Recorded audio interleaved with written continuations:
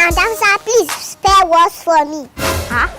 Ordinary holiday coronavirus ẹ gbà ọdún sáré gbàgbé nǹkan tọkọ yín school. Ordinary words lè spell words.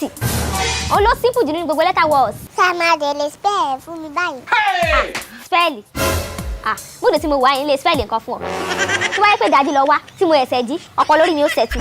Yín lè spell rẹ̀ ṣùgbọ́n múdù tí mo wà yín lè spell rẹ̀.